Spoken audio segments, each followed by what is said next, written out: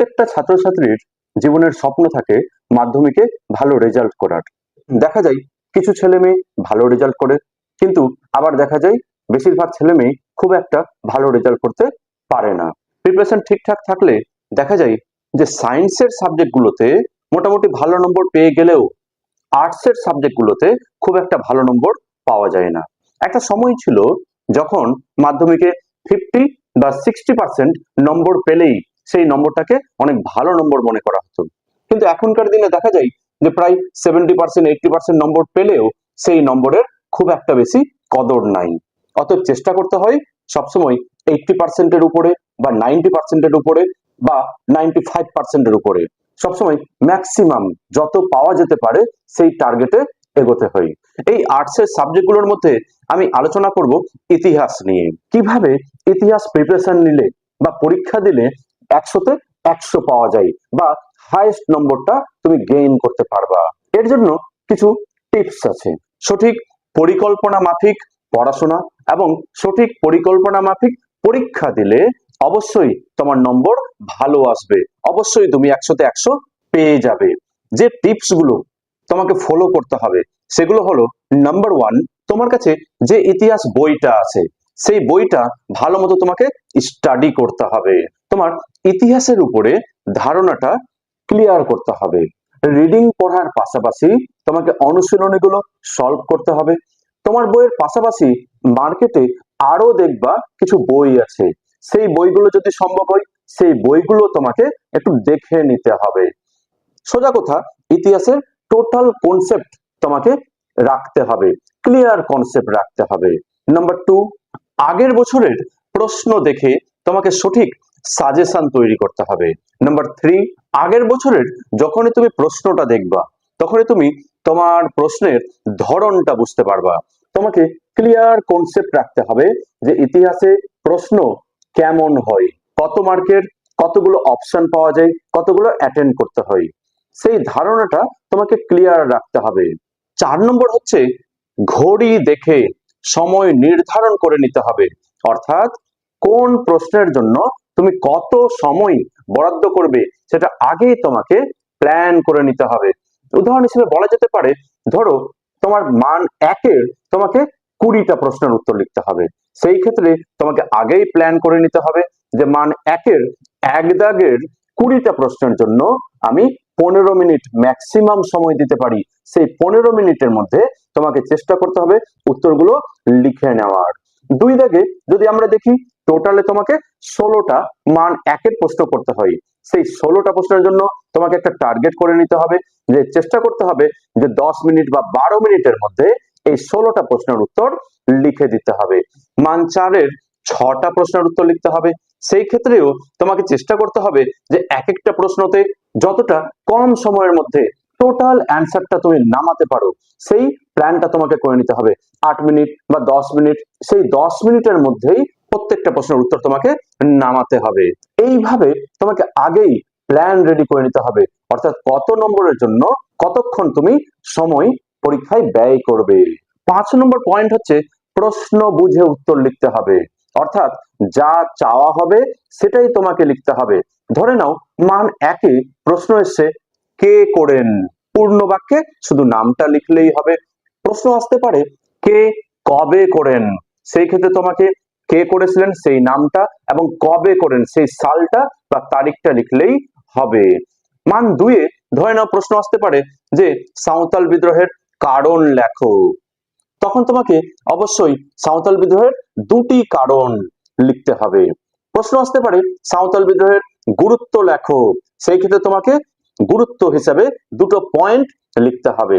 যদি প্রশ্ন আছে যে সাঁওতাল বিদ্রোহের উদ্দেশ্য লেখো, সেই ক্ষেত্রে তোমাকে উত্তরের পয়েন্টটাও সেইভাবে করতে হবে, লিখতে হবে সাঁওতাল বিদ্রোহের উদ্দেশ্যগুলি হলো ড্যাশ, 1 নম্বর এই, 2 নম্বর এই, এইভাবে পয়েন্ট ওয়াইজ এবং যা চাওয়া হয়েছে সেটি তোমার উত্তরে পয়েন্ট হবে। এই গেল তোমাদের আগেকার প্রিপারেশন। এবার একটু যদি আমরা ইতিহাসের প্রশ্নের ধরন নিয়ে আলোচনা করি, তোমাদের কনসেপ্টটা আরো ক্লিয়ার হয়ে যাবে। তোমাদের মাধ্যমিকে এক দাগে থাকে মান 1-এর 20টা সঠিক উত্তর বেছে নেওয়া, অর্থাৎ প্রশ্ন দেওয়া থাকে এবং 4টি করে অপশন থাকে। এই 4টির মধ্যে থেকে একটি সঠিক উত্তরকে বেছে নিতে হয়। এক দাগে তোমাকে সেই 20টা সঠিক উত্তর বেছে নিতে হবে। 2 দাগে থাকে মোট 20টি প্রশ্ন। সেই 20টি প্রশ্নের মধ্যে থেকে তোমাকে অবশ্যই 16টি প্রশ্ন করতে হবে এবং প্রত্যেকটি উপবিভাগ থেকে একটি করে অবশ্যই উত্তর লিখতে হবে। 2 এর ক থাকে প্রশ্ন উত্তর। সেই ক্ষেত্রে থাকে 4টি প্রশ্ন। সেই 4টি প্রশ্ন পারলে 4টিই লিখবে, বা কম করে একটি প্রশ্নের উত্তর অবশ্যই লিখতে হবে। খ দাগে থাকে ঠিক ভুল নির্বাচন। সেই ক্ষেত্রে তোমাকে 4টি ঠিক ভুল দেওয়া আছে, সেটি পারলে 4টিই লিখবে, না পারলে একটি অবশ্যই করতে হবে। গ দাগে থাকবে স্তম্ভ মেলানো, অর্থাৎ ক বিভাগ এবং খ বিভাগের মধ্যে ম্যাচিং, অর্থাৎ তোমাকে ক বিভাগের সঙ্গে খ বিভাগের সঠিক উত্তরটি মিলিয়ে লিখতে হবে। পারলে 4টি করবে, না পারলে অবশ্যই একটি করতে হবে। ঘ দাগে থাকে মানচিত্র। ভারতের মানচিত্রে 4টি স্থান চিহ্নিত করতে বলা হয়। সেই ক্ষেত্রে যদি পারা যায় 4টি প্রশ্নেরই উত্তর দেওয়ার চেষ্টা করবে, যদি না পারো একটি অবশ্যই দিতে হবে। তবে এই ক্ষেত্রে মনে রাখবে ভারতের মানচিত্রের অবশ্যই চিহ্নিতকরণটা করার চেষ্টা করবে, কারণ এই ক্ষেত্রে একটু এদিক ওদিক হয়ে গেলেও নম্বরটা পাওয়া যায়। ঘ দাগে থাকে বিবৃতি ব্যাখ্যা। এখানেও 4টি প্রশ্ন দেওয়া থাকে, অর্থাৎ বিবৃতি দেওয়া থাকে, তার সঠিক ব্যাখ্যাটা লিখে নিতে হয়। এইভাবে 2 দাগে 20টি প্রশ্ন থাকে, তার মধ্যে থেকে টোটালে তোমাকে 16টি প্রশ্নের উত্তর করতে হয়। 3 দাগে তোমাদের থাকে মান 2 এর প্রশ্ন। সেই ক্ষেত্রে মোট 16টি প্রশ্নের মধ্যে থেকে তোমাকে 11টি প্রশ্নের উত্তর লিখতে হয়। 4 দাগে তোমাদের থাকে মান 4 এর 6টি প্রশ্নের উত্তর লেখা। সেই ক্ষেত্রেও তোমাদের থাকে 8টি অপশন, অর্থাৎ 8টির মধ্যে থেকে যে কোনো 6টি প্রশ্নের উত্তর লিখতে হয় মান 4 এর জন্য। এবং 5 দাগে তোমাদের থাকে মান 8 এর প্রশ্ন। মান 8 এর 3টে প্রশ্ন দেওয়া থাকে, তার মধ্যে থেকে যে কোনো একটি প্রশ্নের উত্তর লিখতে হয়। উত্তর লেখার ক্ষেত্রে তোমরা মাথায় রাখবা যা চাওয়া হয়েছে সেটি লিখতে হবে, অর্থাৎ যে ধরনের প্রশ্ন থাকবে উত্তরেও সেই পয়েন্টটাই আসবে।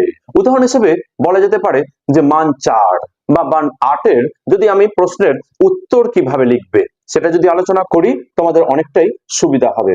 ধরে নাও প্রশ্ন এসছে সাঁওতাল বিদ্রোহের গুরুত্ব লেখো মান 4 এর জন্য।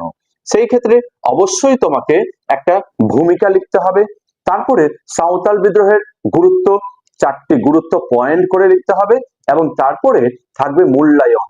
তার ভিতরে অবশ্যই সম্পর্কিত সাল, কিছু ব্যক্তির নাম এবং পারলে অবশ্যই কোটেশন যোগ করবে।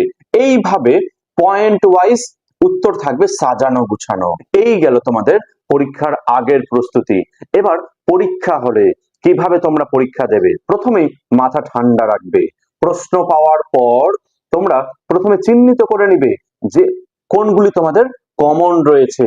তবে এই ক্ষেত্রে বলে রাখি, যদি আনকমনও কিছু থাকে সেই ক্ষেত্রে তেমন চিন্তার কিছু নাই। তোমার যদি কনসেপ্ট ক্লিয়ার থাকে, তোমার যদি ধারণা ক্লিয়ার থাকে, তুমি অবশ্যই লিখতে পারবে। প্রথমে যেটা করবে সেটা হচ্ছে প্রশ্নের মধ্যে থেকে যেগুলো তোমার কমন আছে বা বেস্ট জানা উত্তর, বা যে উত্তরগুলো তুমি ভালো জানো সেগুলো প্রথমে দাগিয়ে নিবে। তারপরে সেই বেস্ট জানা উত্তরগুলো বা ভালো যেগুলোর উত্তর জানো সেই উত্তরগুলো লিখতে শুরু করবে। ছোট প্রশ্ন লেখার ক্ষেত্রে তোমরা অবশ্যই উত্তরগুলো পর পর লিখবে।